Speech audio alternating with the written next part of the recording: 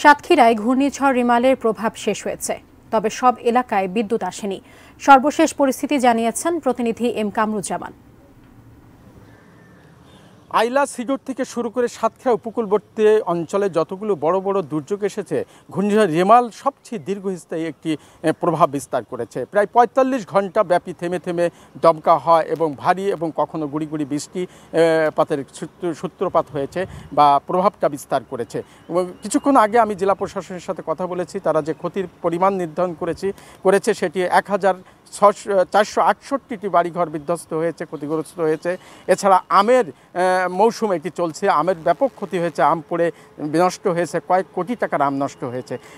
এছাড়া উপকূলবর্তী অঞ্চলে সেখানে উত্তল যে ঢেউ ছিল নদীতে, সেই ঢেউয়ে যে ভেড়িবাঁধগুলো রয়েছে, আপনারা জানেন সাতক্ষীরাতে ৮০০ কিলোমিটার ভেড়িবাঁধ রয়েছে। সেই ৮০০ কিলোমিটার ভেড়িবাঁধের অনেকগুলো জায়গায়, প্রায় ১ শতাধিক জায়গা ঝুঁকিপূর্ণ ছিল। সেই ঝুঁকিপূর্ণ জায়গা দিয়ে পানি ওভারফ্লো হয়ে লোকালয়ে প্রবেশ করার কারণে বা চিংড়ি ঘেরগুলো নষ্ট হয়েছে, কয়েকশো চিংড়ি ঘের। কিন্তু কী পরিমাণ চিংড়ির ক্ষতি হয়েছে সেটা এখনও পর্যন্ত মৎস্য বিভাগ আমাদেরকে জানাতে পারেনি। এখানে যে ক্ষতিটা হয়েছে বিদ্যুতের, গত ৩ দিন ধরে কিন্তু সাতক্ষীরা উপকূলবর্তী অনেক এলাকায় এখনও বিদ্যুৎ পৌঁছায়নি। কিছুক্ষণ আগে বিদ্যুতের যিনি কর্মকর্তা আছেন আমার সাথে কথা হয়েছে, উনি জানিয়েছেন যে সন্ধ্যা নাগাদ বা বিকালের মধ্যে হয়তো বিদ্যুৎ সব এলাকায় চালু হবে। 12টি সাব স্টেশন রয়েছে সাতক্ষীরায় বিদ্যুতের, সবগুলো সাব স্টেশন সকাল থেকেই চালু করা হয়েছে।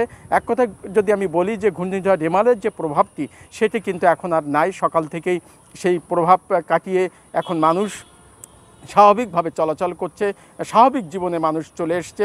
সকাল থেকে রোদ শুরু হয়েছে। এক কথায় আবহাওয়া খুবই শান্ত রয়েছে।